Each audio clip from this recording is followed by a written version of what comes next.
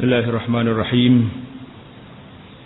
Alhamdulillahi rabbil alamin, wassalatu wassalamu ala rasulil amin, nabiyyina Muhammad wa ala alihi wa sahbihi ajma'in, amma ba'd. Perbincangan kita dalam bab riba hutang, ataupun disebut sebagai riba al-qard. Riba hutang ini dikenali dengan nama riba al-jahiliyah, karena ianya diamalkan oleh masyarakat jahiliyah dahulu. Inilah di antara amalan mereka.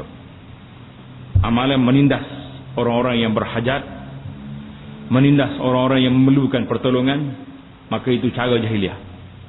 Bila mari Islam, Allah SWT membatalkan amalan-amalan yang jahat ini, karena ianya menindas orang yang miskin, mencari keuntungan di atas kesusahan orang lain.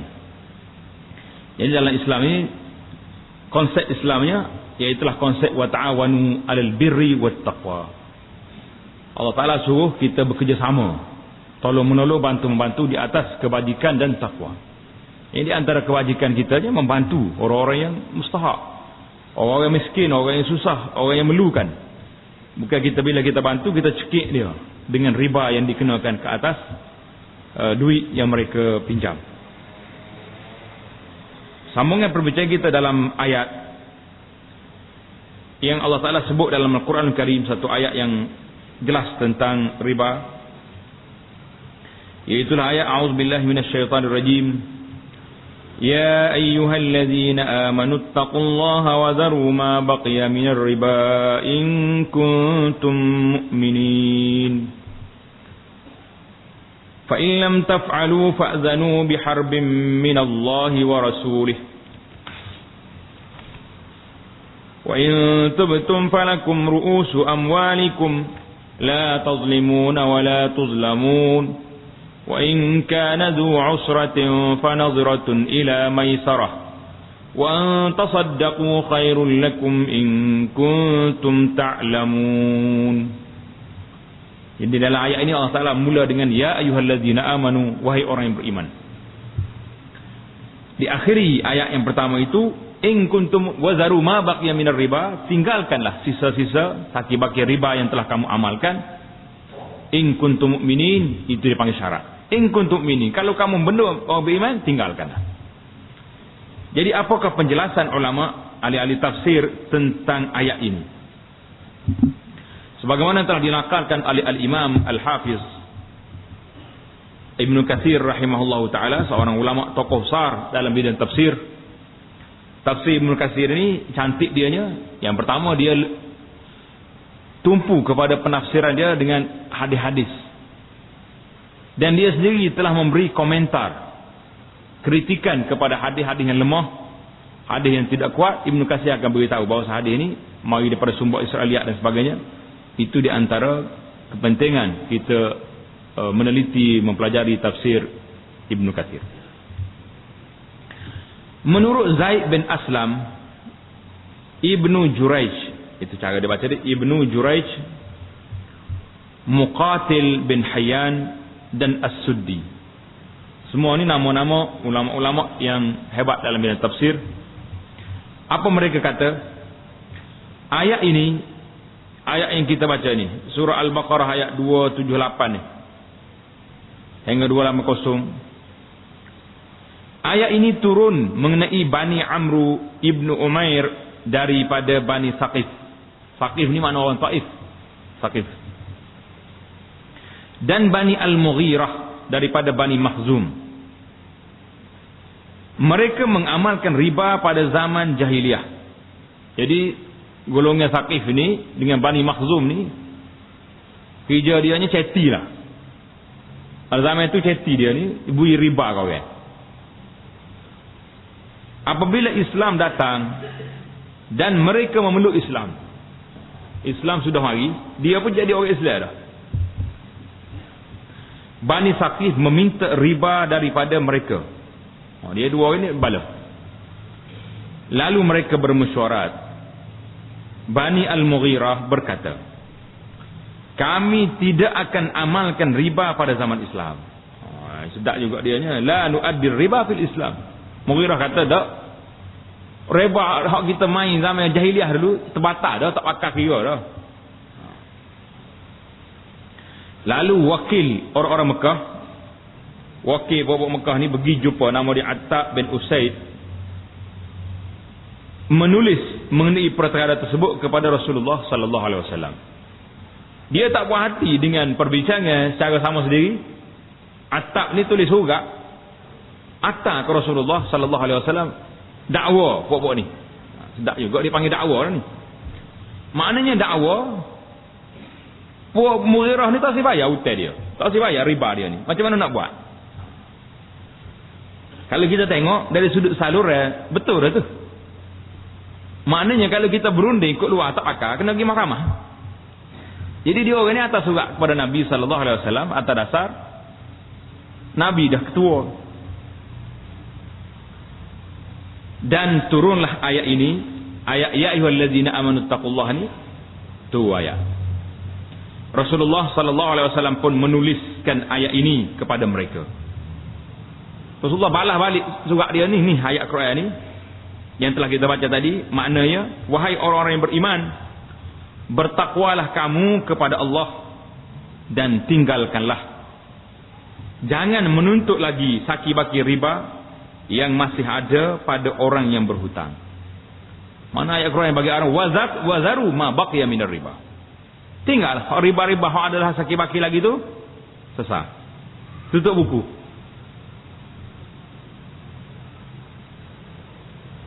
Maka ketahuilah kamu. Ini amaran. Lepas pada Allah Ta'ala bagi arahan, maka dia bagi amaran, maka ketahuilah kamu akan adanya peperangan dari Allah dan Rasulnya. Fa illam taf'alu fa'zanu biharbin min Allah. Kalau kamu tak tinggal juga, maknanya kamu telah mengisytihar peperangan dengan Allah Ta'ala, dengan Rasulnya sallallahu alaihi wasallam. Jadi jelas pada kita tafsir yang dijelas oleh beberapa ahli tafsir di sini yang menunjukkan bahawa Allah SWT telah isytihar peperangan, berperang dengan orang yang main riba.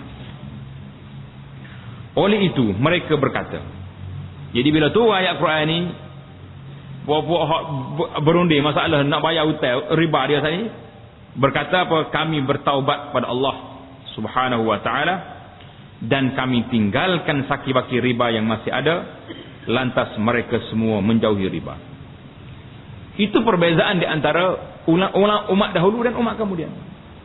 Kalau kita tengok umat dahulu istijabah, awan istijabah cepat sangat mereka mengikut. Bila tu arahan tu, bila tu arahan minum air diharamkan, merah jalan raya, nyepak kat curah habis harap.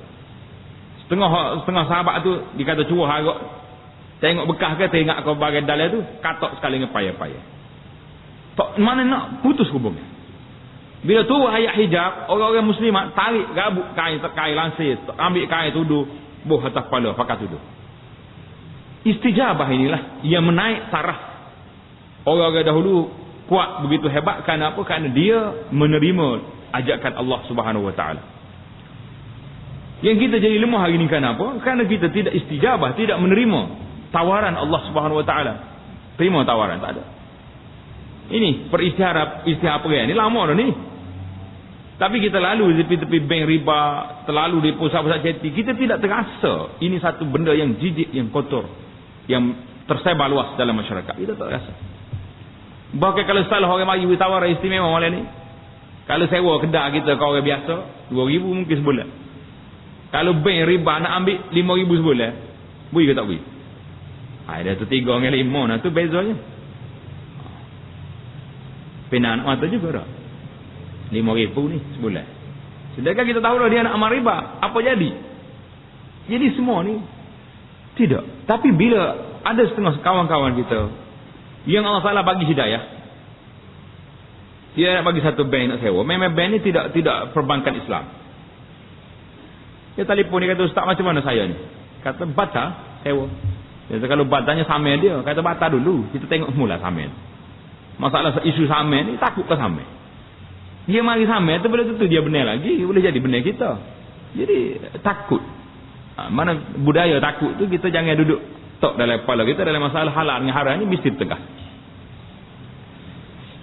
Mengenai ancaman keras yang diberikan kepada mereka yang mengamalkan riba selepas amaran ini. Mana lepas daripada amaran Allah SWT, fa'zanu biharbin minallah ini, apa jadi? Menurut Ibnu Jurayj ini seorang hebat dalam bidang tafsir. Ibnu Abbas berkata, Ibnu Abbas ni tuan-tuan kena kenal dia. Siapa dia Ibnu Abbas ni? Abdullah bin Abbas, iaitulah sepupu Nabi yang dikenali dengan nama Habrul Ummah wa Turjumanul Quran. Dikenali dengan nama dipakar dalam bidang tafsir. Waktu Ibnu Abbas ni budak lagi, kanak-kanak, Nabi kita sallallahu alaihi wasallam berdoa kepada dia. Nabi mengatakan, Allahumma faqihhu fid din wa 'allimhu ta'wil. Nabi doa khas pada Ibnu Abbas. Ya Allah, jadikanlah budak ni sepupu dia. Faqihhu fid din, berikan dia kepahaman dalam agama, wa 'allimhu ta'wil, ajar dia ilmu tafsir. Karena itulah Ibnu Abbas ni waktu dia kanak-kanak kecil, Sayyidina Umar Ibn Khattab radhiyallahu taala anhu wa an jami'is sahabah, bila tengok Ibnu Abbas ada duduk luar majlis, dia panggil, ya Ibnu Abbas, ta'al, masuk majlis. Sahabat-sahabat lain, besar-besar, ulama-ulama tengok jeling dia tu. Apa Umar ni masuk budak dalam majlis? Umar kata budak dari segi umurnya tu.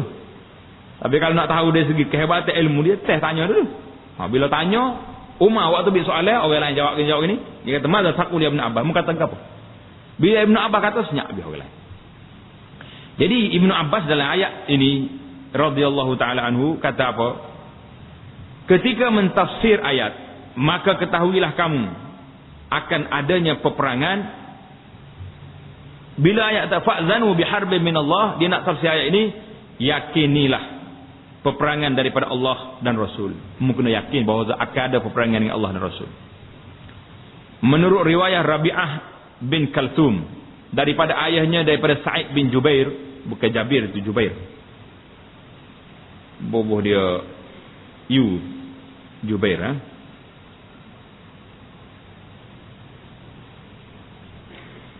Daripada Ibnu Abbas katanya, pada hari kiamat kelak. Nah, ini Ibnu Abbas nak tafsir apa ayat ni? Ibnu Abbas kata pada hari kiamat kelak akan dikatakan kepada orang yang mengamalkan riba, malaikat panggil, "Hei, toke-toke riba ni. Duduk sini." Dia kata apa? "Ambillah senjata kamu dan bersiap sedialah untuk berperang." Berat tak berat? Hari kiamat dalam keadaan kita tunduk pada Allah Jabbar, pada Allah Ta'ala yang maha berkuasa, maha agung ini. Pada waktu itu kita orang-orang ahli riba dipanggil, bersedia ambil parai, ambil golok, berlawan dengan Tuhan. Gerak masa tu nak lawan. Atas dunia ni boleh lagi, nampak lagi hebat kitanya, tapi ada akhirat lagi ke mana? Tak ada tempat lagi dah. Kemudian dia membaca ayat yang bermaksud ayat ni lah.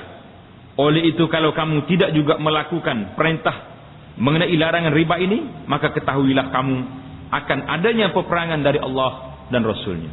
Nasallallahu alaihi wasallam, minta selamat kita. Inilah yang kita sebut betapa pentingnya kita mempelajari ilmu halal dan haram dalam bidang makan minum. Dalam bidang sembelih kita belajar, butuh orang tak butuh orang. Tapi dalam bidang jual beli muamalat, mungkin kita terlalu lemah, terlalu jauh dari sudut bidang ini. Ali bin Abu Talhah, bila kalau kita belajar ilmu tafsir, kalau sebut riwayat Ali bin Abi Talhah daripada Ibnu Abbas, maka riwayat ini riwayat yang kuat. Itu kaedah. Bagus kita belajar ilmu tafsir, ini kaedah. Ilmu hadis ada kaedah dia, ilmu tafsir ada kaedah dia. Ali bin Abi Talhah ada meriwayatkan bahawa Ibnu Abbas berkata mengenai ayat yang bermaksud, oleh itu kalau kamu tidak juga melakukan perintah larangan ini, ayat inilah fa'zanu biharbi ini, maka ketahuilah kamu akan adanya peperangan dari Allah dan Rasulnya.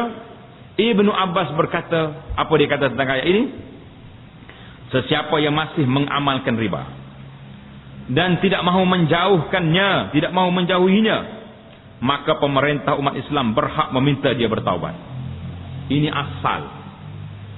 Asalnya bila orang ni mula jadi ceti sini, tak mahu taubat dari riba, maka pemerintah boleh tangkap dia dan suruh dia bertaubat. Dan jika dia tidak bertaubat, ini pandangan Sayyidina Abdullah bin Abbas, pemerintah berhak memenggal tengkuknya. Pemerintah boleh penggal tengkuk. Jadi hari ini siapa nak penggal? Yang bagi lesen kepada riba ni siapa? Pemerintah. Jadi kalau pemerintah tidak bersedia untuk menghalang riba, tidak bersedia menghapus riba, maka rakyat yang diberi kuasa, beri mandat untuk memilih pemerintah adalah bertanggungjawab sewaktu memilih. Ini ingat. Ini bukan soal politik, soal tak politik, soal tanggungjawab. Ibn Abbas kata pemerintah bertanggungjawab melarang orang ini. Kalau lari tak pakai juga, menggalih, pacul. Hari ini pemerintah yang bagi lesen. Siapa yang nak larang dia? Rakyat yang diberi kuasa memilih Allah bertanggungjawab dalam perkara ini. Jadi tuan-tuan kena ingat. Jangan kita kata ini benda di luar masjid. Kalau kita bicara Islam tidak memisah di antara pemerintahan dan kehidupan. Sama ada kita salat di perintah Allah Ta'ala, kita merintah juga kena mengikut cara yang diredai oleh Allah Subhanahu Wa Ta'ala. Menurut Qatadah pun ulama tafsir, seperti yang kamu dengar, Allah memberi amaran untuk membunuh mereka, dan Allah meletakkan mereka sebagai orang yang tidak baik, walau apapun yang mereka lakukan. Mana kalau orang ini jauh sekalipun, dia semaya contohnya. Tapi ribanya main juga, orang ini dianggap tidak baik dalam sudut muamalahnya. Oleh itu janganlah kamu campur adukkan jual beli kamu dengan riba, kerana Allah Subhanahu Wa Ta'ala telah memperbanyakkan benda yang halal. Hak halal banyak lagi, pasal apa pergi cari benda yang tak baik? Inilah kemukaan Allah Subhanahu Wa Ta'ala kepada kita. Yang halal banyak, pasal apa kita nak pergi cari yang tidak halal? Bila yang tidak halal sedikit, tapi hak tak halal tu lah hak manis. Pasal disokong oleh kawan-kawan yang lain. Syaitan pun sokong, nafsu pun setuju. Halal ni payah dia, lambat boleh kaya. Dan janganlah kamu melakukan kesalahan terhadap Allah dengan sengaja. Jadi itu pesanan apa yang disebut oleh Qatadah rahimahullahu taala. Hadis ini diriwayat oleh asar ini diriwayat oleh Ibnu Abi Hatim. Menurut Ar-Rabi' bin Anas, Allah memberi amaran untuk membunuh orang yang mengamalkan riba. Riwayat Ibnu Jarir, demikianlah menurut tafsir Ibnu Katsir rahimahullah. Maknanya kesimpulannya ayat ini di kitab kita ni dia nakal kalam Ibnu Katsir yang telah memindah pendapat daripada Qatadah, daripada Sayyidina Abdullah bin Abbas dan lain-lain ulama. Semuanya meletakkan hukuman yang keras dan amaran yang besar kepada orang yang melakukan riba. Apa yang dikatakan oleh tokoh ulama Hafiz yang agung ini, Al-Hafiz maknanya Imam Ibnu Katsir itu disebut sebagai Al-Hafiz Ibnu Katsir. Kalau zaman kita hari ni bila sebut Al-Hafiz tu mana orang hafal Quran. Zaman dulu orang hafal Quran sikit, orang hafal Quran ni dia tulis Al-Hafiz belakang. Tapi dengan banyak tumbuh mahat hafiz ni tak ada dah kali orang tulis Al-Hafiz. Nak tulis macam mana? Banyak sangat ni. Tapi haji ada lagi tak? Haji walaupun ramai orang pergi haji tulis lagi. Jadi Al-Hafiz bila sebut di sini bukan makna hafiz mengapa Quran saja, mana orang hafiz orang yang banyak hadis, banyak ilmu-ilmu yang lain. Apa yang dikata oleh tokoh ulama Al-Hafiz Ibnu Katsir yang agung ini merupakan perkara yang dipersetujui oleh kalangan para pentafsir, kerana ia bertepatan dengan apa yang dinyatakan oleh para ulama yang terdahulu, ulama silam, ulama-ulama yang terdahulu. Jelas ayat ini mengharamkan riba sedikit maupun banyak. Ini sikit ni, kata saya tak makan riba, saya sewa kedai. Apa jadi? Saya tak makan riba, bagi iklan atas rumah kita. Bank-bank yang terlibat dengan riba. Tak terlepas. Ya, dia takut iklan dia, ya tak tu. Betul rumah kita tepi jalan. Masuk. Sedikit maupun banyak semenjak zaman nubuwah lagi diharamkan riba, daripada generasi ke generasi dan dari zaman ke zaman. Perkara ini dipahami dengan yakin tanpa sebarang kesangsian. Inilah yang dipahami oleh umat Islam semenjak zaman Nabi sallallahu alaihi wasallam, daripada generasi ke generasi dan dari zaman ke zaman. Ayat ini juga mengemukakan persoalan ini dengan tegas Dan ini dapat dirasakan oleh sesiapa sahaja yang mempunyai telinga yang sentiasa mendengar dan akal yang sentiasa berfikir. Kalau ada telinga tak dengar, nak buat macam mana? Naknya telinga yang mendengar nasihat. Dengar bunyi itu bunyilah, kalau tak tuli tak. Dalam ayat ini Al-Quran mengajak manusia supaya akur dan menghubungkan perintah ini dengan ketakwaan kepada Allah. Kemudian Allah Subhanahu wa taala berfirman dalam ayat itu, "Wazaru ma baqiya minar riba," dan tinggalkanlah, jangan menuntut lagi apa-apa yang baki daripada riba. Mana saki-baki riba yang kamu ada tu, tinggallah, tak payah ambil. Perkataan ma baqiya, kita belajar bahasa Arab sikit malam ni. Ma sepatah ya kalimah ma, mim, alif. Dengan makna apa ataupun makna perkara. Dalam ayat ini bagi mereka yang memahami bahasa Arab, merujuk kepada semua jenis riba walau sekecil mana sekalipun jumlahnya. Sekecil mana jumlah sekalipun, tinggal. Walaupun sekadar 1 dirham, 1 ringgit lah kalau di sini kan. Ataupun sehingga 1 juta ringgit. Orang yang memahami bahasa Al-Quran akan memahami firman Allah Ta'ala, "Falakum ru'usu amwalikum," maka hak kamu yang sebenarnya ialah pokok asal harta kamu. Tengok, Islam dia tidak zalim. Islam yang tidak zalim, walaupun harta kita telah masuk dalam kancah riba, mana kita melabur dalam saham riba 10,000. Tu atau nyanya kita boleh kan duit mau bercampur dengan riba haram semua sekali lah. Hak taubat start balik. Gi nyakuh mula cari dah. Falakum ru'usu amwalikum. Kepala modal kamu 10,000 tu, gi ambil balik tak apa. Tidak kata amal taubat ni kak 10,000 tu hang apa hang? Itu duit kita. 10,000 modal kita tu, falakum ru'us amwalikum, kepala modal kamu bagi ambil. Dan keuntungan yang ada tu pun jangan tinggal dalam bank. Kalau tinggal, dia akan pergi letak di tempat-tempat yang lain. Kita tak ambil, dia akan pergi kepada persatuan-persatuan yang bukan Islam dan sebagainya, bahaya. Mana kita ambil, gunakan di tempat-tempat awam muslimin. Pergi buat jalan atau buat apa yang tidak jadi milik kita. Jadi untuk dipanggil tathhirul mal, untuk nak membersihkan harta. Ayat ini menegaskan bahawa tidak dibenarkan sebarang bayaran tambahan dikenakan ke atas modal pemiutang walau sekecil mana sekalipun jumlahnya, kerana hak yang diberikan kepadanya hanyalah mendapatkan semula modalnya. Mana Allah Ta'ala beri balik, kita ambil modal balik tak apa, tapi nak ambil sekali dengan untung-untung untuk kita lah. Untungnya itu kita ambil, letak di tempat yang awam, tempat orang ramai. Apa saja buat, jangan buat tempat ibadat sudah. Malah bahkan nas Al-Quran menjelaskan lagi hakikat ini dengan firman Allah Ta'ala, la tazlimuna wa la tuzlamun.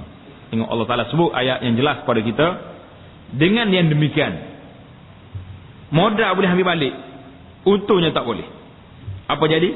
Kamu tidak berlaku zalim kepada sesiapa, dan kamu juga tidak dizalimi oleh sesiapa. La tazlimun wa la tuzlamun. Tak berlaku zalim kepada orang pun tak zalim kepada kamu. Syariat mengharamkan kamu daripada riba, tapi dia tak haramkan kamu ambil kepala modal tu. Kalau tidak, hilang lah modal kita, taruh selama kini lah. Syariat kata tak apa, pergi tarik balik modal, pergi berlabur di tempat yang halal. Banyak lagi syarikat-syarikat yang boleh memberi pulangan yang baik kepada kita. Menurut para pentafsir, ulama-ulama tafsir kata apa lagi? Kamu tidak berlaku zalim dengan mengambil lebih daripada modal kamu, dan kamu juga tidak dizalimi dengan modal kamu dikurangkan. Tak ada. Malah kamu berhak mendapat jumlah yang kamu berikan, tidak kurang dan tidak juga lebih. Mana kalau kita beri butai kepada orang pun, ribanya tak boleh ambil, modal kita butai tu boleh ambil. Apa ulama tafsir kata dalam ayat ini? Ayat ini juga mengandungi unsur nasihat supaya manusia menjauhi riba dengan cara yang mudah diterima walaupun oleh mereka yang berkeras hati. Macam mana uslub Al-Quran, gaya bahasa Al-Quran memujuk kita sehingga dianggap orang yang keras hati pun dengan cara ketukkan Al-Quran kepada hati kita, insya-Allah Ta'ala Kalau masih lagi ada cahaya iman dalam diri, dia akan dengar. Tapi kalau hati tertutup, sebagaimana Allah Ta'ala sebut dalam awal surat awal Baqarah, khatamallahu ala qulubihim wa ala sam'ihim wa ala absarihim ghishawah. Itu na'udzubillah. Mana semua sudah tutup, telinga tutup, mata tutup, hati tudung, itu kita takut. Tapi kalau masih lagi adna, masih lagi mempunyai cahaya iman, walaupun seperti kunang-kunang kata orang, sekali nyala sekali mati, tapi ada lagi perasaan yang baik. Pada mulanya ayat ini menunjukkan perintah ini dengan menyebut ya ayyuhallazina amanu, wahai orang yang beriman. Cantik tak cantik? Cara dia jemput kita, wahai orang beriman. Kalau kita ni rasa beriman dan kita pun memang mengaku kita beriman, kalau orang kata kita tak beriman, dia rasa berembah ni. Berembah tak berembah? Berembah. Ambah lama dah duduk mengucap ni. Tak beriman macam mana? Bila Allah Ta'ala mari ayat seruan ya ayyuhallazina amanu, wahai orang yang beriman, itu maknanya dia nak menarik perhatian orang-orang yang rasa diri dia beriman pada Allah Subhanahu Wa Taala, buka telinga. Diikuti dengan firman Allah ya ayyuhallazina amanu ittaqullah, bertakwalah kamu kepada Allah. Dan kamunya diikuti dengan firman Allah Ta'ala in kuntum mu'minin, jika benar kamu orang yang beriman. Seterusnya teguran mengenai riba ini diakhiri dengan menjelaskan hukuman yang amat berat bagi sesiapa yang masih engkar, yaitu diberitahu bahawa Allah dan Rasulnya sallallahu alaihi wasallam telah mengisytiharkan perang terhadapnya. Itu tafsir ayat.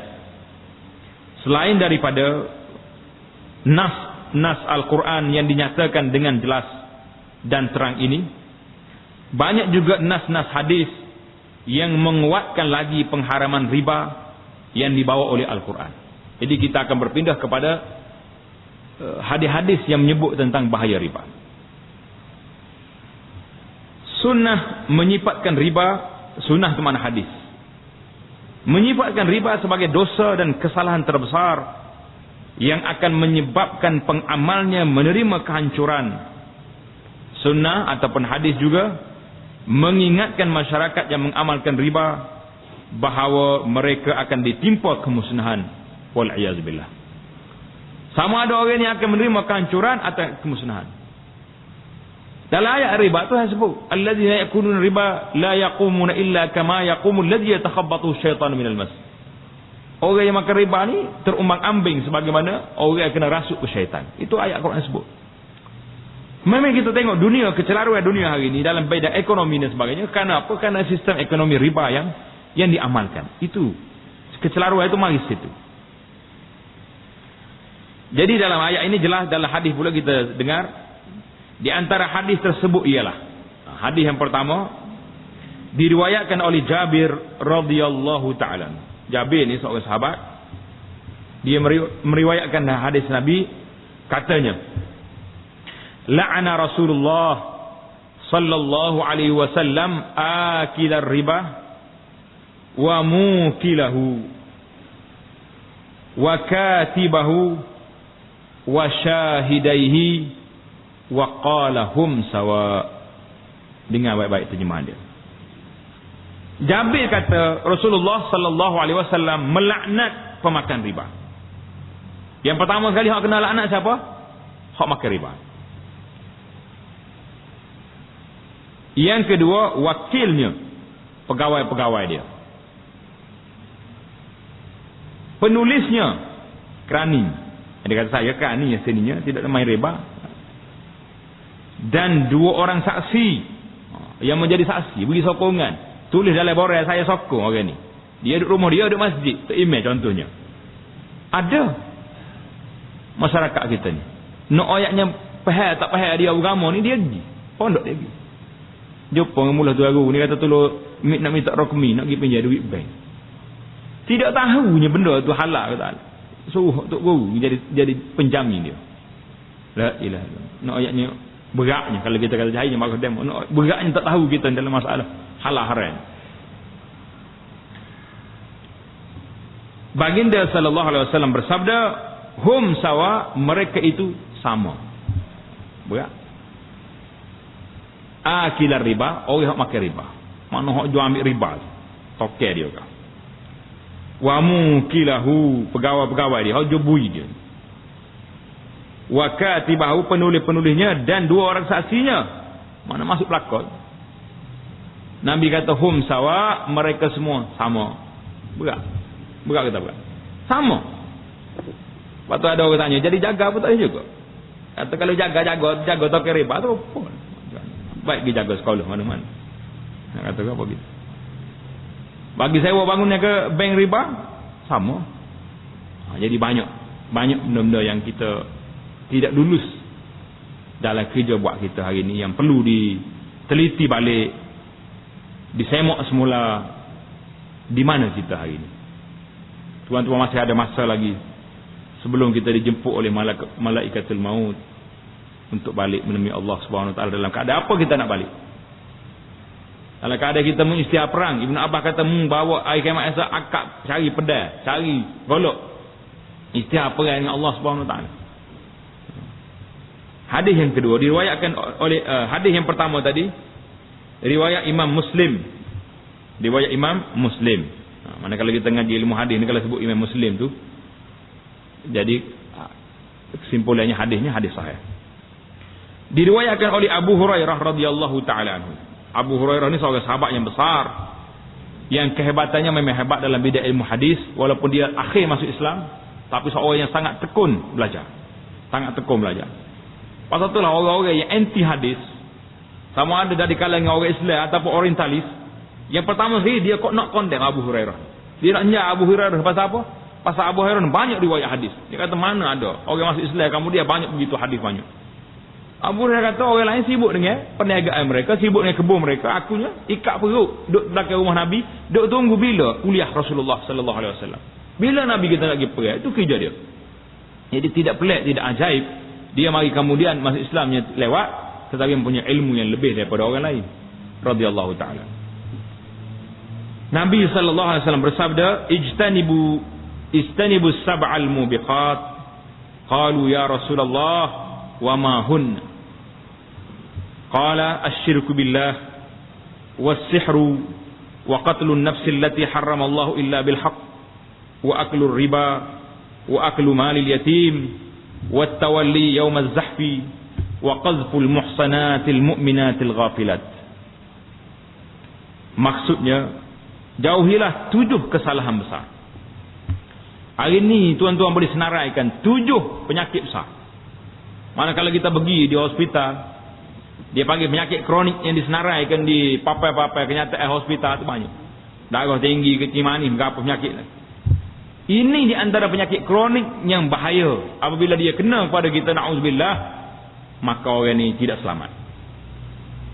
Yang pertama, dia ada 7 larangan yang besar. Nak tulis besar. Balik malam ni tulis dia besar. Ini penyakit kronik yang mesti dijauhi. Tak jauh ni, jawabnya mana nak pergi kita? Penyakit kronik hot lain tu pergi hospital ya. Tidak pergi hospital. Tak pada hospital mati ada pergi atas mana? Hospital Sains Kota Baru. Tak pada Kota Baru atas klik pula kapu. Sesat ada atas klik rumah sudah. Atas lah ke belakang tu jawab dia. Hok kita bimbangnya penyakit kronik ni. Penyakit kronik 7 perkara. Jauhilah 7 kesalahan besar. Para sahabat bertanya, wahai Rasulullah, apa kesalahan itu? Bila Nabi kita sebut ijtanibu sab'al mubiqat, jauhi 7 perkara yang menghancurkan, yang membinasakan. Mahunna, sahabat tanya, apa itu ya Rasulullah? Baginda sallallahu alaihi wasallam menjawab, mensyirikkan Allah, asyirku billah. Yang pertama sekali perbuatan syirik pada Allah. Karena perbuatan syirik ini perbuatan yang bahaya. Bila syirik mari, rusak habis segala amal baik kita. Syahadah kita rusak, binasa, hancur. Karena itulah, bila kita tahu penyakit yang mesti kita jaga, iaitulah jaga dari akidah kita, tauhid kita daripada rusak, maka kita kena belajar perkara-perkara yang merusakkan akidah. Hari ini kalau kita pergi hospital, orang kena diabetes, penyakit cimani, pagi lagi pergi hospital, doktor akan ajar gula tak boleh makan, gula tak boleh makan. Penyakit syirik ni belajar kita, kalau tak belajar kita, apa benda yang boleh membawa pada syirik? Jadi insya-Allah taala kita akan cari satu masa menjelaskan apa dia penyakit bahaya syirik. Di antara yang disebut cara ringkasnya iaitulah 10 perkara penyakit yang akan membawa manusia pada syirik. Itu yang pertama. Yang kedua, sihir. Sallallahu alaihi wasallam. Sihir ini penyakit berat juga. Kerana sihir ini perbuatan yang tidak nampak, yang boleh menghancurkan sama ada rumah tangga manusia, menghancurkan kehidupan seorang. Tak tahu nak buat apa. Di hospital tak ada penyakit. Balik rumah penimpal dan berbagai-bagai lagi mana perbuatan-perbuatan jahat, jinayah. Yang ketiga, membunuh nyawa yang diharamkan oleh Allah Subhanahu wa taala. Bunuh nyawa. Hari ni orang bunuh main-main ni. Dia bunuh pula bukan kita pasal. Bayi kecil-kecil tak tangga masjid, jauh juga dia ni. Dia tinggal masjid. Dia tahu seimeh dia bangun pagi lagi tinggal lain nampak boleh jumpa demo dia masjid ni. Sekurang-kurangnya tak bila mari awal lagi. Tak subuh mari dah. Allahu akbar. Kadang-kadang cemas kita suasana hari ni. Orang bunuh orang dengan sengaja. Dan banyak ni pekerja-pekerja kita di hospital-hospital swasta. Dia telefon, dia kata, "Ustaz, saya ni kerja di tempat ni, apa jadi?" Dia cerita kerja dia yang menggugurkan anak-anak ni, anak-anak haram ni. Dia lah buat jahat, zina, gugur anak, 2 dosa. Nasallallahu alaihi wasallam. Hari ni manusia sudah tidak takut pada Allah Subhanahu wa taala. Kecuali kerana kebenaran. Mana ada pembunuhan yang dibenarkan. Yang keempat, makan riba. Makan riba ni lah maknanya di antara 7 kategori penyakit kronik yang bahaya ni, riba. Yang kelima, makan harta anak yatim. Masalah makan harta anak yatim jangan pandai remeh, jangan pandai lekeh. Termasuk dalam 7 al-mubiqat yang menghancurkan, yang binasakan makan harta anak yatim. Hari ni berapa banyak kita pergi, kalau kita tengok di mahkamah, anak-anak yatim yang terbiar, yang ditinggalkan oleh keluarga, ada harta, tapi harta dirampas oleh orang-orang lain, pemegang-pemegang amanah, dirampas oleh orang-orang yang bisa-bisa. Mana harta budak ni terbiar. Ataupun pemegang amanah tu sendiri guna harta untuk dia, budak ni duduk atas rumah anak yatim ni sebagainya, sedangkan dia ada harta. Yang tu jelas. Yang tak jelas hanya tuan-tuan, yang kita takut lah, yang kita takut terlibat dengan harta anak yatim ni, yang kita ni bila berlaku kematian di rumah orang ada anak kecil. Biasanya masyarakat Melayu ni bila ada kematian dia akan buat majlis jamuan kenduri arwah, dia panggil tak, kenduri arwah, majlis tahlil. Jadi apakah kita boleh pastikan tidak terlibatnya makanan tersebut dengan harta anak yatim? Kerana harta anak yatim ni mak dia tak berhak nak ambil harta anak dia tu. Tak apa saya ke ibu dia, apa saya pula. Ibu dia berhak ambil harta anak dia, pak saudara dia berhak ambil harta budak ni sekadar keperluan hidup dia. Keperluan hidup dia, maknanya makan minum dia, belanja sekolah dia, nak beli pakaian, itu hak dia. Tapi kalau kita nak ambil, buat jamuan, nak jamu orang yang pergi ke rumah kita dengan harta anak yatim, kita kena minta izin. Bila tarikh minta izin anak yatim ni? Bila dia balik esok baru boleh minta izin. Hari ni dia masih kecil, ada setengah tu masih bayi, masih baby, umur setahun 2 tahun. Jadi kita duduk makan sedap di rumah harta yang ada anak yatim. Ini jangan salah faham, bukan maknanya di antara harta yang kita tak perasan hari ni, yang kita rasa cemas, iaitulah apabila kematian-kematian yang terlibat dengan harta anak yatim. Jadi kita sebagai penggerak masyarakat, kalaulah masyarakat kita nak buat benda ni, kena tanya duit awet mana ni. Kalau duit peninggalan si mati, pesaka dia sudah turun. Bila mati seorang itu, harta dia telah berpindah hak milik kepada orang lain, kecuali harga kain kapal dia, upah orang gali kubur, upah orang mandi dia, bas, upah orang usun dia, tak ada. Mayat tak kena upah. Pasal tu dia fardu kifayah. Kalau seorang lagi semayang lepas dah, boleh tanya dah mayat tu. Majlis agama tak ada hak dah. Berapa orang semayang mayat ni? Seorang. Tak ada hak kata kena gali semula nak mayat balik, tak ada. Seorang. Tapi kalau mayat di ke bumi tak kapan, tak kena tarik balik. Itu di antara hak. Jadi perbahasan ni dalam bab lain. Tapi kita nak bagi peringatan, harta anak yatim, mungkin orang nak makan harta anak yatim secara rasmi agak jelas, orang tak makan. Tapi ini secara terselindung di sebalik majlis-majlis yang kita hadiri, ini yang kita bimbang. Yang ketujuh, lari daripada medan pertempuran. Orang tengah duk perang molek, kita lari balik tengok orang nak kalah lah. Ini dosa besar. At-tawali yaumaz zahfi, dosa besar. Dan menuduh wanita suci dan beriman berzina tanpa disedari. Jadi kita buat tuduhan orang zina tanpa sedari. Hari ini tuan-tuan, ada masalah menuduh orang zina, sama ada laki-laki atau perempuan, kita jangan celupa mulut. Banyak kes bila orang buat tuduhan orang ni berzina, kita pergi japuk juga. Pergi japuk sama, memang dia ni zina semati ni. Bila kita kata zina semati, mana kita tahu? Ada aku yang bersumpah daripada orang ni. Contoh, orang yang bersumpah tu mungkin dia tahu, tapi kita tahu ke tak? Tak tahu. Tidak ada hak untuk kita campur dalam urusan tersebut. Kalau kita buat tuduhan juga, ini termasuk dalam tuduhan, membuat tuduhan palsu. Kerana tidak ada bukti yang kita boleh buat. Orang itu tak apa, dia ada bukti, dia boleh bersumpah. Contohnya, tapi kalau kita yang tak ada bukti, pergi campur juga, maknanya kita termasuk dalam orang yang buat tuduhan yang tidak baik. Hadis yang 7 perkara ini, 7 yang membinasakan ini, riwayat Imam Bukhari. Jadi maksud dalam hadis ini, kecuali dengan kebenaran. Tadi, membunuh orang, kecuali dengan kebenaran, maksudnya, bermaksud kecuali jika dia dibunuh kerana jenayah yang dilakukannya dan dia dihukum bunuh oleh syarak. Mana orang ni bunuh orang, maka mahkamah telah jatuh hukuman dia dibalas bunuh, itu dipanggil membunuh orang dengan hak. Kalau tidak, tak boleh nak bunuh orang. Siapa dia nak bunuh orang? Sayaf ni orang tukar pacu orang, tak boleh bunuh orang dia. Jadi dosa besar? Tak. Itu membunuh orang dengan kebenaran. Kerana jenayah tersebut lari daripada pertempuran. Maksud lari daripada pertempuran bermaksud lari dari medan peperangan ketika berhadapan dengan orang kafir.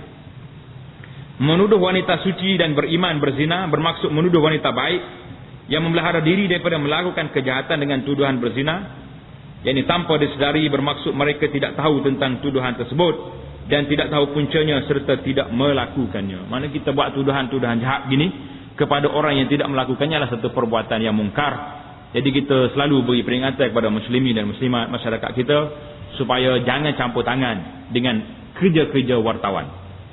Kerja wartawan ni suka campur tangan, kita jangan campur tangan dengan kerja wartawan. Wartawan itu suka cari benda-benda. Saya difahamkan orang ni buat benda ni. Jadi kita pergi kata orang, betul. Bila kita kata betul, ada bukti kita? Tak ada bukti. Bila tak ada bukti, inilah yang jadi persoalan hari ni. Yang jadi persoalan hari ni, iaitulah apabila kita tak ada bukti. Hari ni, dia seminggu ni sibuk dalam surat khabar kita, iaitulah tentang pengharaman orang perempuan kita pakai purdah. Bila surat khabar tulis muka depan, haram purdah, MB haram purdah. Kita sebagai pendakwah rasa bertanggungjawab, kenapa haram? Apa sebab? Maka kita minta penjelasan daripada pejabat. Betul ke tidak statement tersebut? Dan telah diberitahu bahawa statement itu adalah kata-kata tuan surat khabar. Surat khabar tulis haram. Mana kalau kita tengok teliti baca sebenar, bukan makna haramnya gitu ya. Mana kalau berlaku bom dan sebagainya baru jadi haram. Hari ini tuan-tuan muslimin dan muslimat, kita duk sibuk dengan orang dedah ni. Duk sibuk dengan orang dedah ni, bukan sibuk dengan orang purdah. Orang yang pakai purdah ni bukan sebarangnya orang boleh pakai. Kalau tidak keimanan dia kuat pada Allah SWT, nak tutup aurat dia tak boleh pakai. Dengan orang duk nganyi ke dia, orang duk perli dia, orang duduk main-main ke dia. Jadi yang jadi persoalan hari ni, pakat duduk perli kepada orang pakai purdah dan kita biar ke orang-orang dedah. Penyakit dedah ni berat ni. Penyakit tak pakai baju. Baju ada pun tak cukup saiz. Kalau ada saiz pun cari. Ni kita jadi penyakit. Jadi kita jangan lari tajuk. Tajuk kita hari ni nak memerangi pendedahan yang berlaku pada anak-anak perempuan orang Islam hari ni di mana-mana saja. Jangan duduk sibuk dengan orang-orang Tina kita pakai purdah yang menutup aurat dengan sempurna. Jadi kerja-kerja wartawan itu jangan ada masa capur dengan dia.